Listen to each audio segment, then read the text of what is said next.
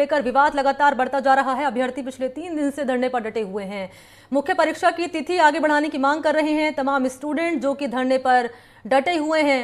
जयपुर में राजस्थान यूनिवर्सिटी के बाहर दे रहे हैं धरना। कड़ाके की ठंड के बावजूद छात्र हटने को तैयार नहीं है। मेंस एग्जाम होने हैं 27 और 28 जनवरी को। ऐसे में स्टूडेंट कह रहे हैं कि साहब तारीख आगे बढ़ाई जाए। यही मांग इनकी लगातार जारी है और इसी मांग के चलते धरने पर डटे हुए हैं तमाम छात्र। खुले आसमान के नीचे लगातार धरना दे रहे हैं। और आपको बताते चलें कि पिछले साल 1 अक्टूबर को RAS प्री परीक्षा हुई थी। रिजल्ट महज 19 दिनों में आ गया था और 19,348 कैंडिडेट्स मेंस के लिए सिलेक्ट हुए थे। रिजल्ट आने के बाद मेंस एग्जाम की तारीखों को ऐलान यहां पर कर दिया गया है। परीक्षार्थियों को तैयारी करने के लिए कुल 98 दिनों का समय यहां पर मिला गया था और अभ्यर्थी कह रहे हैं कि 98 दिन का समय काफी कम है। सरकार तक अपनी बात पहुंचाने के लिए अभ्यर्थियों ने उप मुख्यमंत्री दिया कुमारी और भजनलाल कैबिनेट में मंत्री किरोड़ीलाल मीणा से मुलाकात वो कर चुके हैं, लेकिन फिलहाल सरकार तारीख बदलने के मूड में नजर नहीं आ रही है।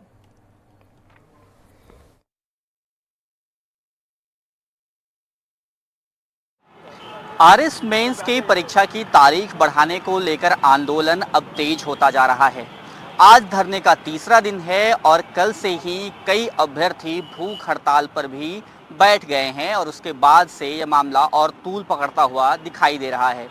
आंदोलन करीब 1 महीने से चल रहा है, लेकिन इन अभ्यर्थियों को अब तक आश्वासन के अलावे और कुछ नहीं मिला है और इसके बाद अब ये आंदोलन के और अलग अलग तरीके अपना रहे हैं।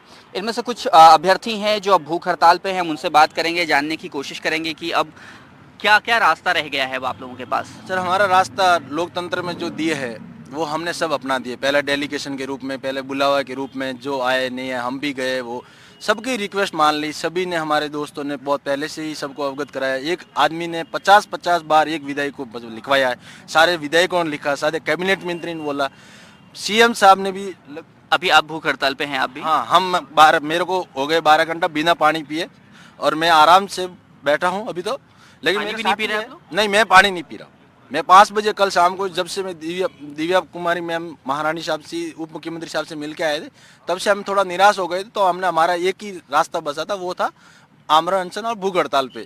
तो हम जितना हो कर रहे हैं, लेकिन सर ये मांग वाजिब है। लेकिन आपको नहीं लगता कि जैसे आप लोग भी ये कह रहे हैं कि अगर परीक्षा 27-28 को ही होती है तो आप परीक्षा देंगे, ऐसे में अगर आप भूख हड़ताल कर रहे हैं, पानी नहीं पी रहे हैं, आप अपनी बात तो मनवाने के लिए और भी कोशिशें कर रहे हैं, ऐसे में आप अपना भी तो नुकसान कर रहे हैं।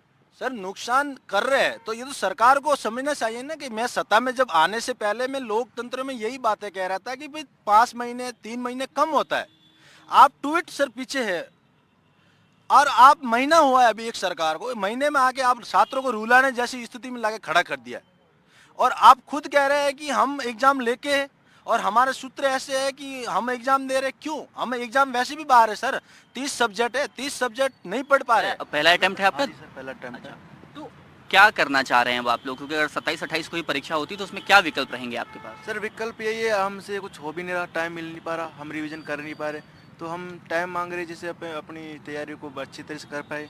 और तो क्या, हम तो टाइम चाहिए में, तो और कुछ गलत मांग नहीं रहे। नौकरी के बाद नौकरी मांग नहीं रहे, हम तो तैयारी में समय मांग रहे, समय दीजिए हमें। तो ये लड़ाई आप लोग कितने दिनों तक जारी रखने वाले हैं? और अब आपके साथी जो हैं, कई साथी वो भूख हड़ताल पे बैठ गए हैं, आमरण अनशन पे बैठ गए हैं, आपके साथियों का भी नुकसान हो रहा है। क्या रास्ते हैं आप लोगों के पास? देखिए, 1 महीने से तो हमारी लड़ाई चल ही रही है और अब 27-28 जनवरी की जो इन्होंने डेट दे रखी है, तो आप जानते हैं कि एग्ज़ाम के लिए हमारे पास दिन भी गिने चुने ही हैं केवल। तो उस दौरान जैसा कि बता रहे हैं छात्र कि हमारे पास समय या तो हम बर्बाद कर सकते हैं लाइब्रेरी में बैठ के, क्योंकि पढ़ाई तो होगी नहीं, सिलेबस तो कंप्लीट होगा नहीं। तो अब जो दिन है हमारे पास, वो दिन संघर्ष के ही हैं। हम मजबूती से अपनी बात रखेंगे। आज भूख हड़ताल पर कल रात से 5 लोग बैठे हुए हैं, आज वो संख्या 10 होगी। मैं भी आज से भूख हड़ताल करूँगा। लेकिन एक सवाल बार बार पूछा जा रहा है, जितने लोग हैं उन सब से आप बात कर पाने की स्थिति में हैं? कब से हैं आप ये भूख हड़ताल पर? कल शाम दिन से, वैसे परसों से ही बैठा हूँ। मेरे को कल भी यहीं रात को सो रहे हैं हम इस कड़ाके के सामने।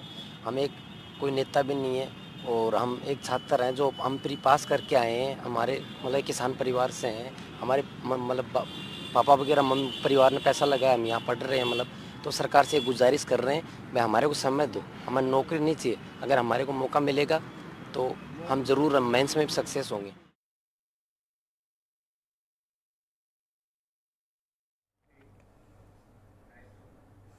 और इसी खबर पर ज्यादा जानकारी लिए सहयोगी सोमू आनंद का हम रुख कर लेते हैं। इस वक्त मेरे साथ मौजूद हैं, लाइव जुड़ चुके हैं। सोमू, क्या अपडेट है अब तक इस मामले में?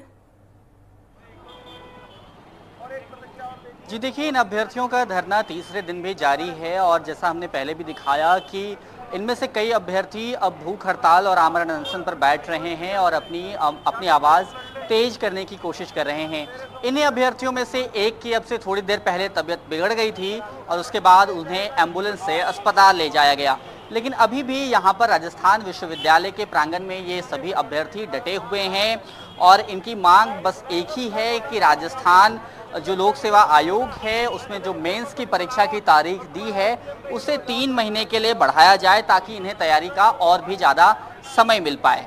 जी, तो अपडेट ये है इस मामले में कि जो स्टूडेंट हैं वो भूख हड़ताल पर बैठ चुके हैं और इसमें से एक स्टूडेंट ऐसा है जो सोमू बता रहे हैं जिसकी अभी तबीयत बिगड़ी है।